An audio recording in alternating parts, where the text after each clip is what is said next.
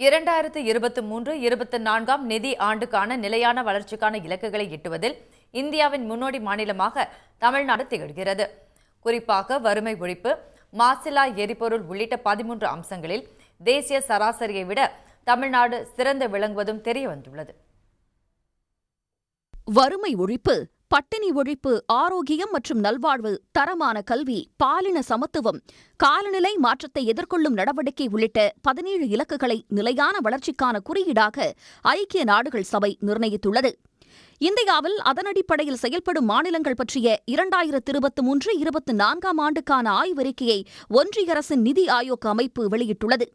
அதன்படி கடந்த 2020-21 ஆண்டில் 174 புள்ளிகளை பெற்றிருந்த தமிழ்நாடு தற்போது 4 புள்ளிகள் அதிகரித்து 78 புள்ளிகளை பெற்று 3வது இடத்தில் இருப்பதுடன் முன்னோடி மாநிலம் என்ற அந்தஸ்தையும் தக்கவைத்துள்ளது.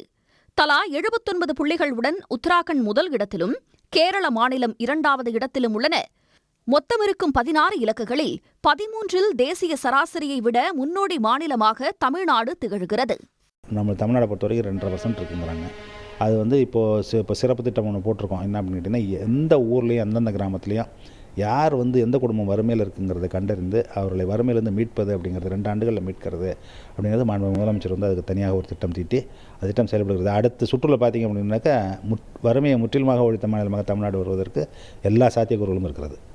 அதே மாதிரி இப்போ பெண்ணில் ஈக்குவாலிட்டி பற்றி பேசுகிறோம், ஜெண்டர் ஈக்குவாலிட்டி அப்படின்னு சொன்னோம்னாக்கா இப்போ பெண்களுக்காக சிறப்பு திட்டங்கள் அவ்வளோ திட்டங்கள் செயல்படுத்துகிறோம். இப்போ பெண்கள் கல்லூரிக்கு வரும்போது அரசு பள்ளியிலேருந்து படித்து வரக்கூடிய கல்லூரி பெண்களுக்கு 1000 ரூபாய் கொடுக்குறது அப்படிங்கும்போது என்ன ஆகும்னு கேட்டிங்கன்னா, ஆண்கள் எந்த அளவுக்கு கல்லூரிக்கு போயிட்டு இருக்காங்களோ உயர்கல்விக்கு அதே அளவுக்கு பெண்களும் போகுது, அதை விட கூட போகுது அப்படிங்கிற சாத்தியம் பிரமாதமாக இருக்கிறதுனால தான் அடுத்த ரவுண்டில் நம்ம இன்னும் இதை விட இன்னும் ஒரு முதல் நிலைக்கு போவதற்கான சாத்தியக்கூறுகள் இன்னும் அதிகமாக இருக்குது. பெரிய மாநிலங்கள் சிறிய மாநிலங்கள் என்று வகைப்படுத்த வேண்டும்.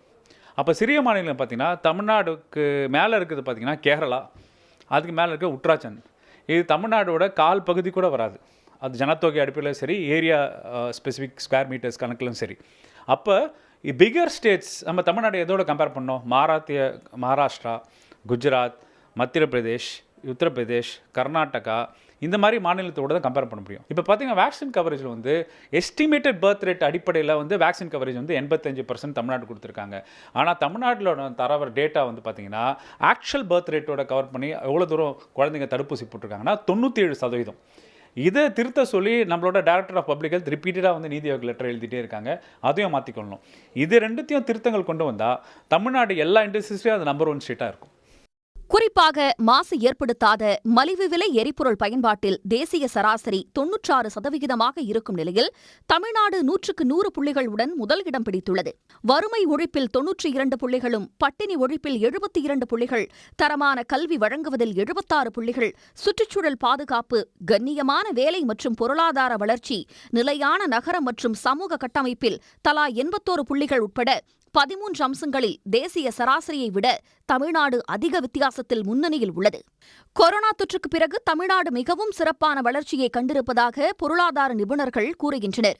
குறிப்பாக திமுக அரசின் நான் முதல்வன், புதுமை பெண், முதலமைச்சரின் தாயுமானவர் போன்ற திட்டங்களால் வறுமையை ஒழித்த சமூக மற்றும் கல்வித்துறைகளில் தமிழ்நாடு முன்னோடி மாநிலமாக இருப்பதாக பாராட்டு தெரிவிக்கப்பட்டுள்ளது.